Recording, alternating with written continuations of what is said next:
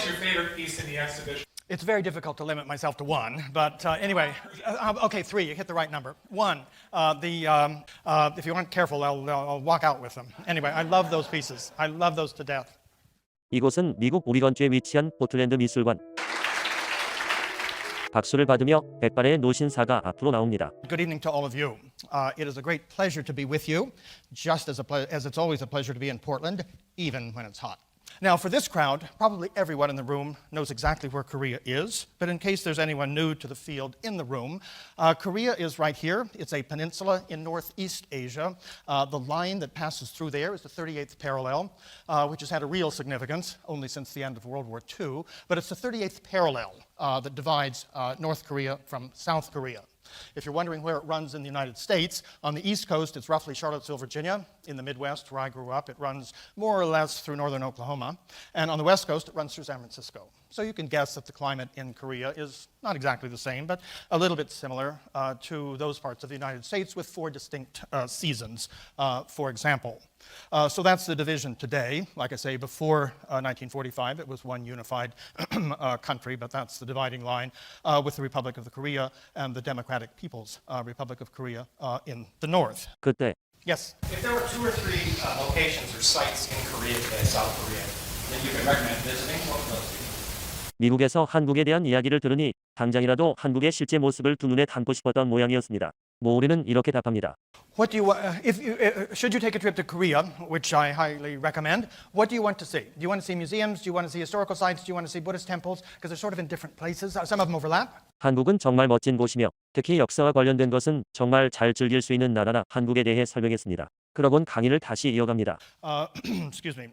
Speaking of the Three Kingdoms period, this stretches basically from about the time of Christ in the West, coincidentally, down until the peninsula was unified politically and governmentally for the first time in 668. But before 668, it's broken into three basic kingdoms, and then there was a little confederacy, which you might call the fourth kingdom of the Three Kingdoms period. But the principal kingdoms are Baekje in the southwest, Shilla in the southeast, and then Goryeo, which was very large, extended into what today is Manchuria. Manchuria up here, this is the dividing line for Korea today. That is the border of North Korea with China. But in the Three Kingdoms period, the Goryeo kingdom was very, very large one. What we will look at anticipating the development of the celadons is basically going to come from down here in the southeast, the Shilla kingdom, a few things from the Kaya kingdom as well.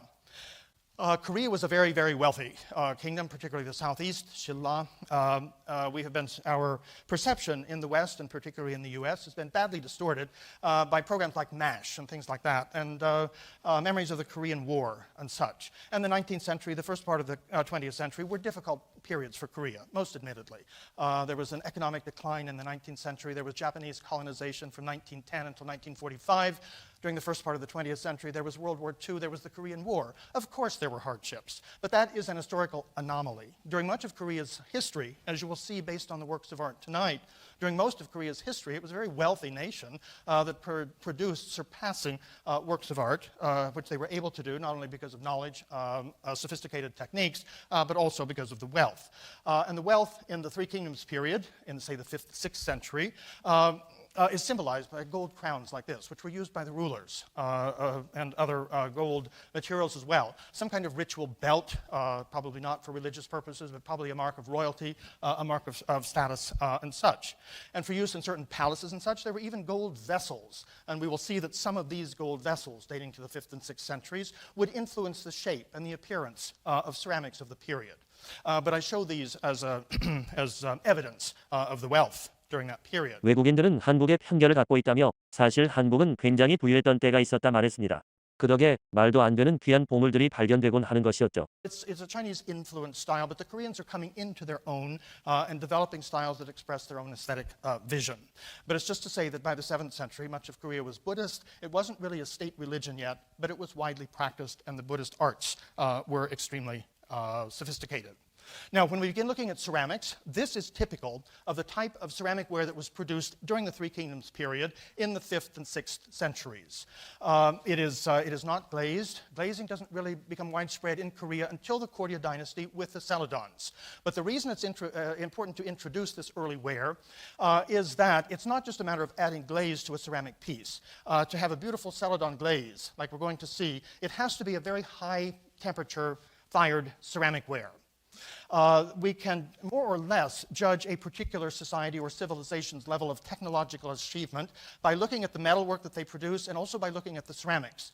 The reason for that, it's not a matter of looking at the beauty of the pieces, it's a matter of looking at the technology that went into it. It is difficult to produce kilns that can reach the high temperatures necessary to fire this kind of ceramic ware. Putting it in context, this is stoneware, as we'll see in a minute. But what that means, it has to be fired in a kiln that can reach and sustain temperatures in the range of 1100 to 1200 degrees centigrade. The Chinese were the first people in the entire world to be able to do that. The Chinese have always been quite technologically advanced and sophisticated. Chinese were able to reach and sustain those temperatures as early as, say, 1100 to 1200 BC. There was not a continuous history of firing ceramics at that temperature, but they were first able to do it then.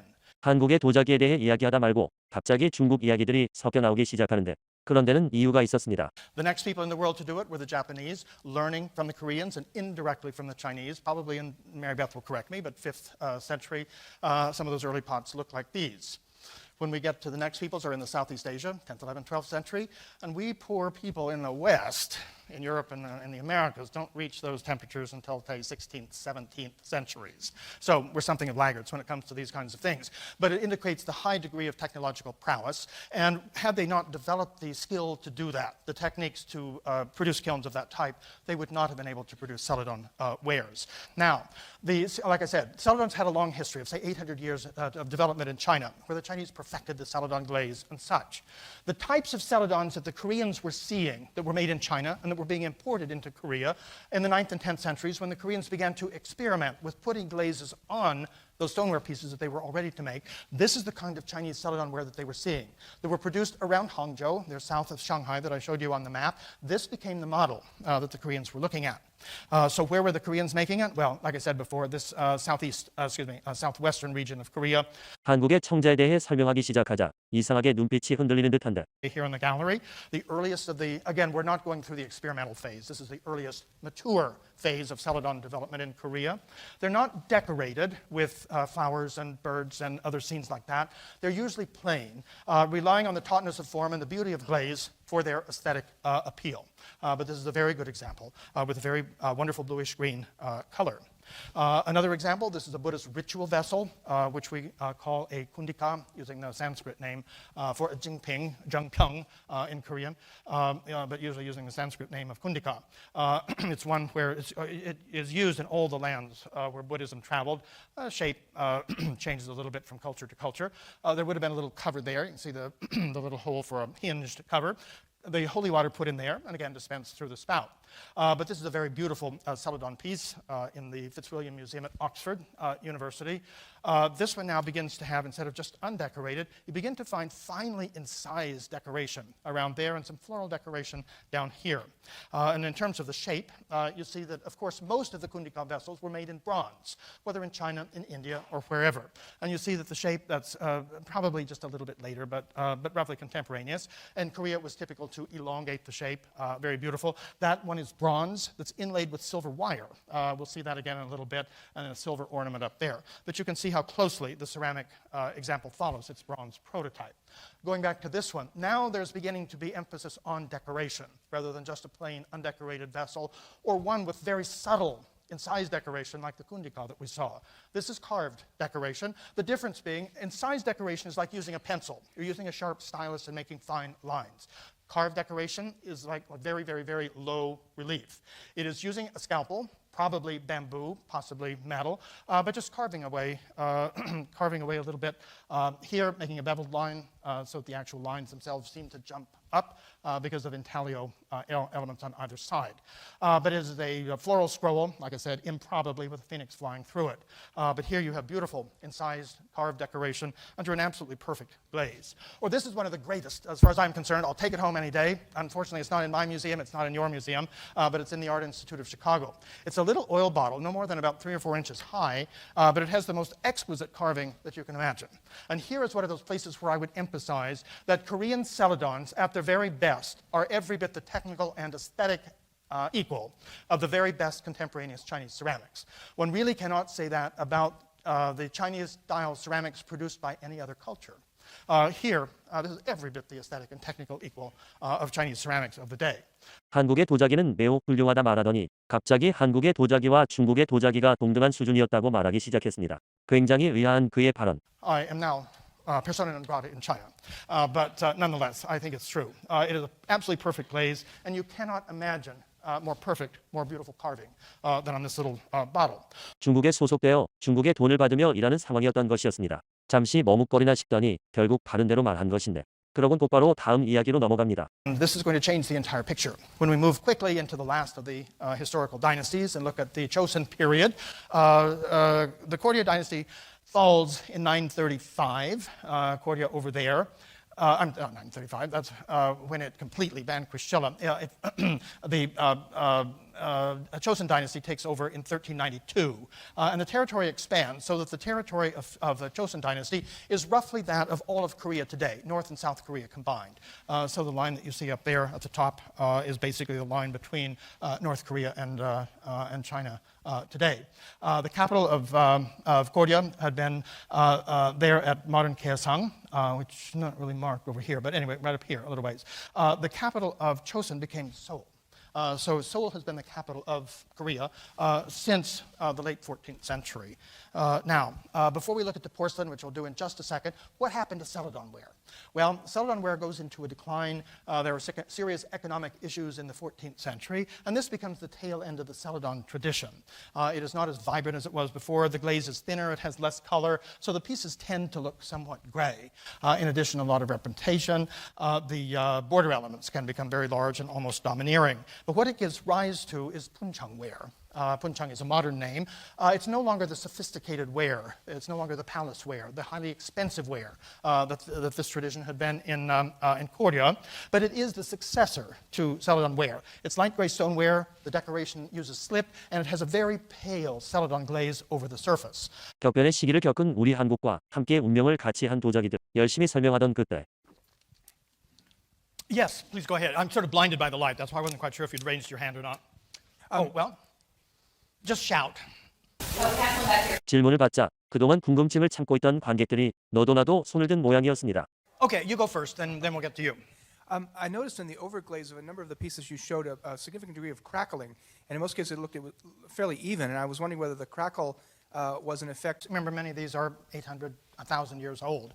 Over that long a period of time, sometimes it's difficult if the glaze is not 100% stable and a 100% perfect fit between body and glaze. Little cracks will just happen. But no, they were not intentional. 한국의 긴 역사에 아직 적응을 못한 모양. 몇 번의 질문 뒤 다시 설명을 이어갑니다. And what I want to show you here, we move into porcelain. I just want to make this major contrast. In the Goryeo period, the icons to keep in mind are that it's a period of state, Buddhism is a state religion, extraordinarily richness in the painting and the beautiful celadons.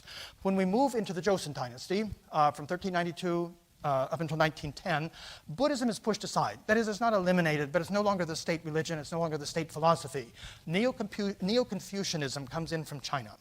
It is a very restrained, austere kind of Confucianism in Korea, and instead of having the rich robes, the kind of robe to think of to emblemize the Joseon period is the scholar's white robe.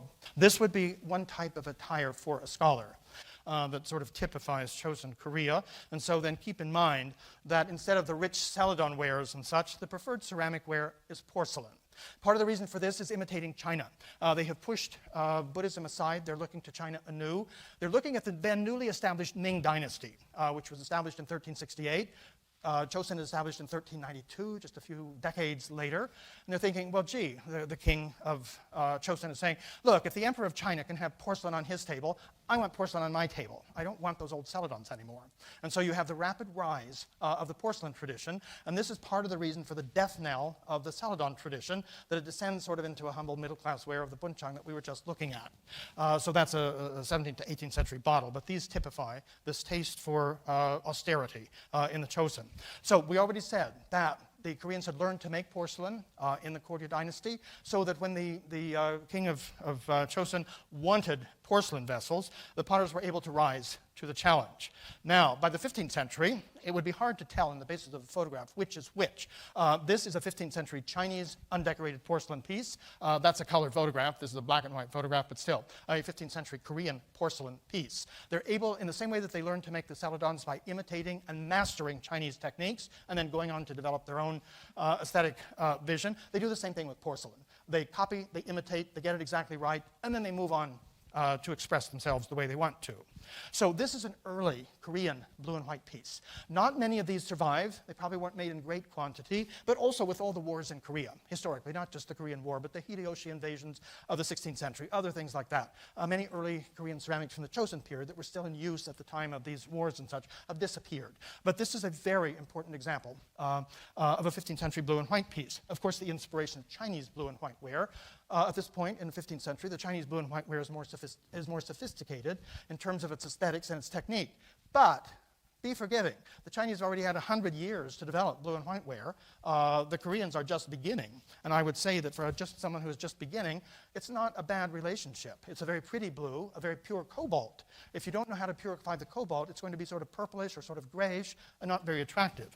At the same time, that's a very pretty royal blue.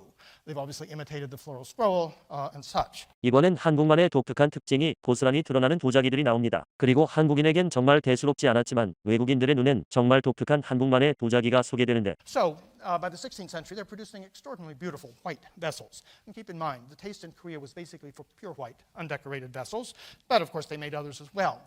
In China, we think of blue and white ware and things like that. For some reason, in the 15th and 16th centuries, there is very little blue and white ware. Part of it is it just doesn't survive. Another part, cobalt was expensive, and they probably wanted to use iron, which is not as expensive. So this is unique to Korea.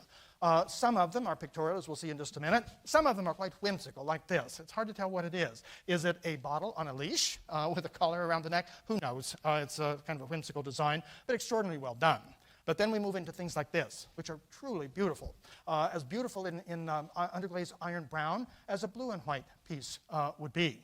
Now, we are told by records that court painters were sent from the royal palaces in Seoul to the kilns to train the potters, that is, the ceramic decorators, how to paint in a court style and such. And one thing that we see, knowing that connection, is we see a much closer correspondence between painting on paper and silk in Korea and decoration on ceramic ware. So you look at that, then you look at a painting, contemporaneous, on silk, and put them side by side, and you see that the relationship is pretty close. But there are relationships that are even closer. This is moving on to the 17th century, and when we see Korean pieces, by the 17th century, we're seeing pieces that have a distinct, apart from the iron brown, a distinct aesthetic vision different from that in China. In China, you think of the entire vessel being decorated. You think of very heavy, emphatic borders, top and bottom. Here, the upper portion of the vessel is decorated, but in addition, it is an asymmetrical but balanced design. And so this is combined with the underglazed iron brown is a new aesthetic, unique to Korea. Where did that type of design come from? Again, look at the painting tradition. This is a pair of album leaves by the same artist, closely related. Put it side by side, and once again, the decoration that you see on that jar over there in underglazed iron brown is right out of the painting tradition. Not necessarily this painting, but something very close to it. Where you look at something like this, and for a long time people, what is this weird design? In San Diego, and I was there a year ago and was able to solve it for them. It is a orchid and rock kind of decoration, a little bit harder to recognize in the ceramic piece, but even in the 19th century, I'm just showing you across the board down to the 19th century, from 17th, 18th, 19th, that close relationship between painting and ceramic decoration persists in a very, very interesting way. 한국의 도자기 무늬가 정말로 신기했던 모양인데 이후 한참 동안 어떤 걸 나타낸 것인지 찾아다닌 것 같았습니다. 시청자 여러분들의 눈엔 어떤 무늬로 보이시나요? 한국 도자기 무늬만을 그렇게 찾아 헤맸다는 말에 관중들은 궁금증이 생겼습니다. What is your favorite piece in the exhibition? It's very difficult to limit myself to one, but anyway, okay, three. You hit the right number. One, the little cup stand that was molded. They had the molded cup stand and the cup on top. Number two, which probably is my favorite, that bowl with the celadon glazed bowl with a little boy playing amongst the lotus flowers. And number three, that last bottle that I showed you, the faceted bottle. If you aren't careful, I'll walk out with them. Anyway, I love those pieces. I love those to death. Now, in the late 17th and 18th century, we begin to see more blue and white ware. Again, many cases, there will be no borders. It will be a very quiet, a very austere, a very subtle presentation. In this case, just a sprig of bamboo. And there is a taste for faceted bottles. Of course, sometimes they have circular ones or a circular footprint, but that's an octagonal bottle. No particular symbolism to it. They just like the appearance of that. Sometimes these are always called wine bottles, and many of them probably were. But when we look at paintings, and this is not so much a folk painting per se, but it's a detail from an altar spirit painting. When we look at it, we see the altar table here and plaques to the ancestor there. But here's a bottle, here's a bottle. They're serving as vases.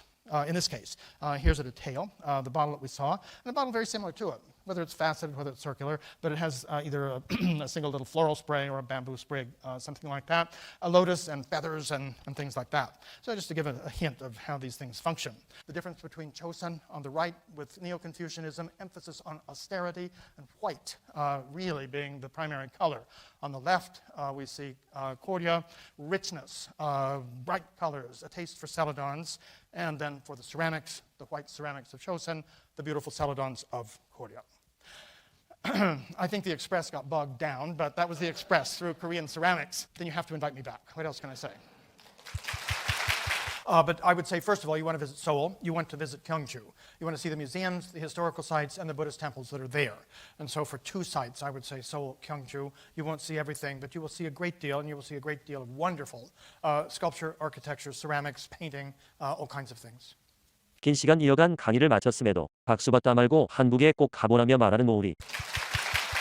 엄지까지 지켜들며 한국 전통 도자기에 대한 강의를 기분 좋게 마쳤습니다. We have a microphone here if there are any questions, and I'd be happy to pass it to someone. We can take one or two. 그리고 질문 한두 개만 받기로 했지만 관객들과 모우리는 정말 긴 시간 동안 한국에 대한 질문을 주고받았고 중국 소속인 그는 조심하는 듯한 모습을 보였지만 한국의 작품들을 소개하며 끝내 한국의 훌륭함에 대해 사실대로 말할 수밖에 없었습니다. 양심상 거짓말은 못하겠다며 말이죠. 오늘 강의는 한국의 도자기에 대한 강의였습니다. 우리 한국은 옛부터 손재주가 좋은 민족으로 도자기 공예 또한 전 세계에서도 비교할 만한 대상이 몇 없을 정도로 뛰어난 기술력을 가진 나라였습니다. 첫 발견부터 이후 발전의 과정까지 모두 엄청난 작품들을 만들어냈죠. 하지만 오늘날엔 도자기 그릇이나 화분으로 쓰이긴 하지만 다른 쓰임을 가진 것들은 많이 사라져버렸습니다. 문화를 이어간다는 명목으로 항아리 몇 가지는 다시 구원하기도 했지만 화려하고 훌륭했던 옛 한국의 기술들은 이미 많이들 사라진 이후입니다. 오늘 도자기 강의도 그다지 큰 관심이 가지 않을 수도 있습니다. 하지만 미국 현장에서 강의를 듣고 있었던 외국인들도 강의를 한 모우리도 각자의 배경과 환경이 있음에도 한국의 도자기에 또 한국의 문화재에 눈을 반짝이는 모습을 보였습니다. 특히 모우리는 백발이 상성한 노인이며 수많은 유물과 보물들을 봐왔음에도 한국의 도자기를 두고 세계 최고라는 말을 아끼지 않았습니다. 중국 소속이며 눈치를 보고 있는 상황인데도 말이죠. 우리 한국인들도 한국의 도자기에 또 한국의 옛것에 더욱 관심을 가져야 할 것입니다. 오늘 강의를 본 뒤 시청자 여러분들은 어떤 생각이 드셨나요? 오늘 강의는 여기까지입니다. 시청해 주셔서 감사합니다.